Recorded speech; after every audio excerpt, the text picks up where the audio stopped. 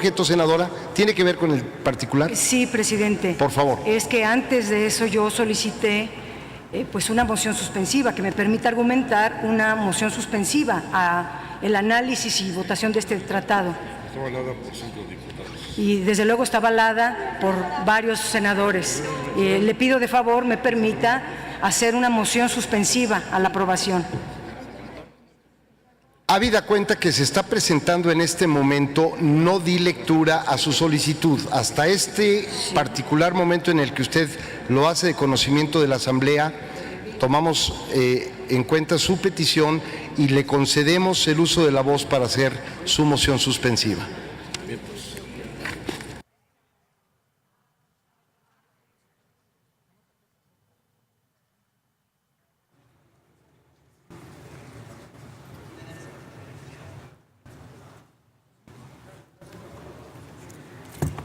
Muchas gracias, presidente. Quisiera yo llamar a la responsabilidad de este Senado de la República para destinar el tiempo en un análisis sereno de los resultados del Tratado de Libre Comercio con 46 naciones que tiene formalizado México. ¿Cuáles son los resultados de 46 tratados de libre comercio?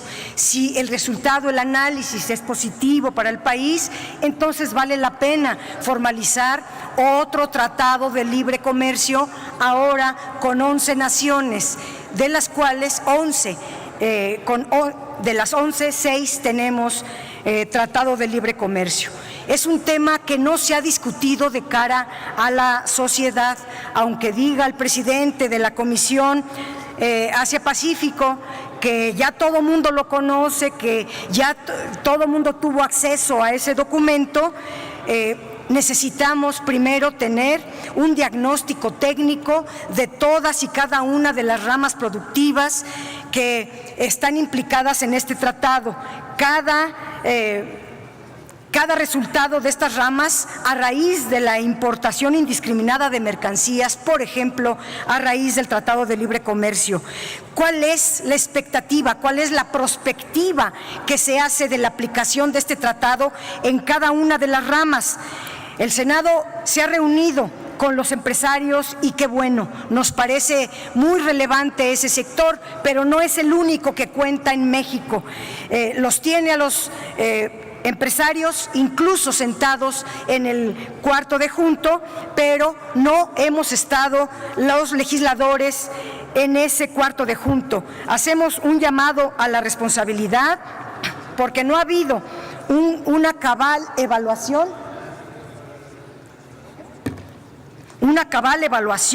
y el estudio de los impactos que tendría este tratado. No se han evaluado los resultados, por ejemplo, del Telecán y el Tratado de Libre Comercio con América del Norte.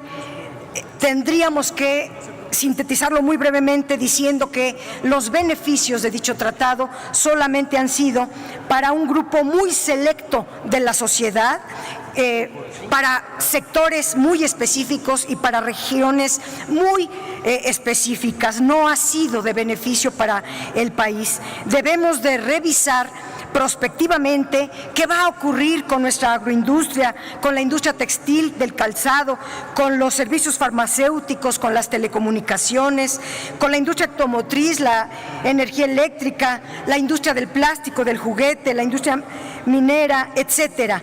Necesitamos hacer una revisión puntual antes de votar. Decía el senador Rodríguez Corzo que es el mismo tratado TPP que ahora el CPTPP. Si es el mismo, ¿para qué le cambiaron el nombre? O si el único cambio es de nombre, también eso debe de explicarse.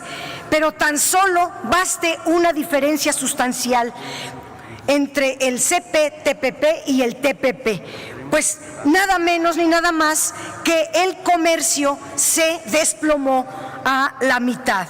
El TPP tenía considerado un mercado de 816 millones de personas, implicaba el 36% del Producto Interno Bruto Mundial, el 25% de las exportaciones, el 34% de las importaciones. Ahora el CPTPP solamente considera pues la mitad, 495 millones de personas, 13% del PIB mundial, 13% de las exportaciones y el 14% de las importaciones. Obvio que tiene un cambio sustancial y que no es lo mismo.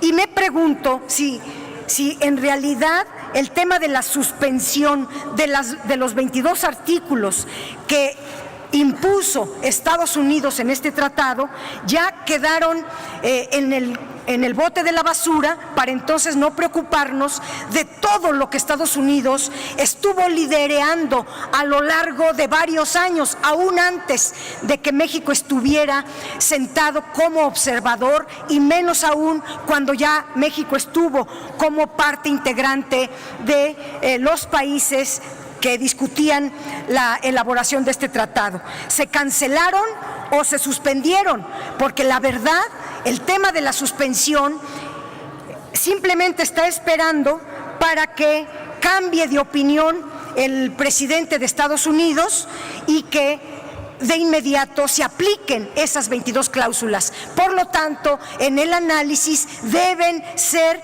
incorporadas estas cláusulas porque quedan aprobadas a la presencia de Estados Unidos. Ya sabemos cómo es Donald Trump, como amanezca, puede ser, un día amaneció, dijo que no le importa este TPP, puede amanecer mañana y decir que sí le importa, y entonces las 22 cláusulas sí van a funcionar. Por eso no se crean en que las 22 cláusulas quedaron. No, perdóneme, presidente, voy en el primer tema, discúlpeme, pero es la primera vez que vamos a analizar este tema y empiezan con sus tiempos. Necesitamos hacer senadora, un comparativo. Le Sí, solicito presidente. que me permita hacerle una aclaración.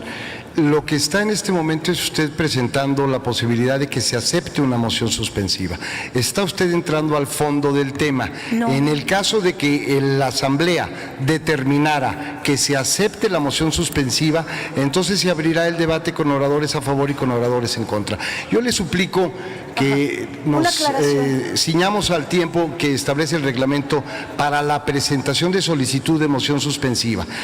Concluya, senadora. Sí. Solo que justamente me interrumpió, presidente, y le agradezco de todos modos que me dé la palabra, justo cuando iba a decir que si las cláusulas de Estados Unidos están suspendidas y entran en acción en el momento en que a Donald Trump se le antoje, entonces son válidas para la votación que vamos a tener aquí. Y si son válidas, entonces permanecen. O pregunto a los presidentes, el TPP tenía muchos otros temas que, por ejemplo, los costos ambientales. En las disposiciones del TPP no se menciona la palabra clima y están diseñadas para contrarrestar el objetivo ambiental del Acuerdo de París sobre el cambio climático.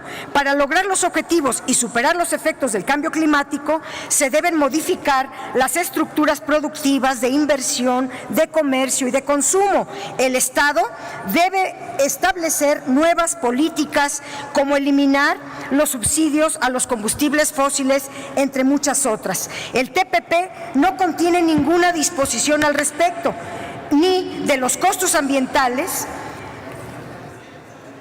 como de los monopolios farmacéuticos que fortalecen la propiedad intelectual para los monopolios mundiales en materia de medicamentos y que dañan profundamente la rentabilidad de las empresas nacionales, productoras, son 4 o 5 en México, productoras de medicamentos. También dañan, por supuesto, a los hospitales públicos y desde luego a los pacientes. No sé, que me digan los presidentes si están incluidas las inversiones chinas exclusivamente para la triangulación o para otros efectos.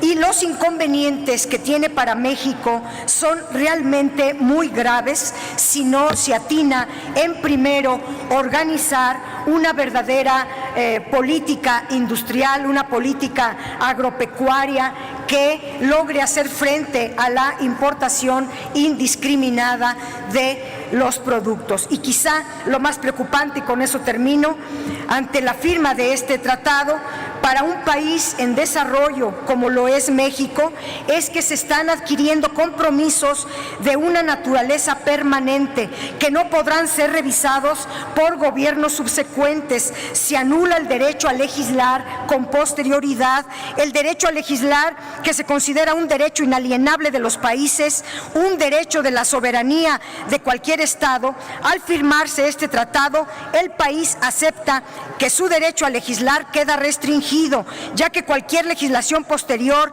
que contradiga los principios de este tratado dará lugar a que los inversionistas de otros países firmantes inicien arbitrajes internacionales en contra de la soberanía legislativa de nuestro país. Y claro que también es un elemento profundamente antidemocrático. En la democracia funciona el supuesto de la alternancia en el poder. El electorado elige entre varias opciones políticas y tiene el derecho de cambiar en las elecciones si las políticas implementadas han resultado contraproducentes, perjudiciales o simplemente no han funcionado con los objetivos que dijeron. La firma de este tratado elimina el poder ciudadano de elegir proyectos que sean diferentes a los entreguistas, elimina el derecho de la ciudadanía, que es víctima del neoliberalismo, a que se cambien las políticas públicas que ha impulsado los gobiernos de los últimos 4 sexenios en nuestro país y que han apoyado las firmas de estos tratados que son antinacionales. La derecha en este Senado busca eternizar sus políticas a pesar de que el electorado los ha repudiado en distintas elecciones. Por eso pido que con toda responsabilidad se haga una moción suspensiva hasta no tener un análisis puntual, hasta no conocer las diferencias entre el TPP y el CPTPP, o bien hasta no conocer los resultados del Tratado de Libre Comercio con 46 naciones, principalmente con el Telecán. Muchas gracias. Gracias, senadora.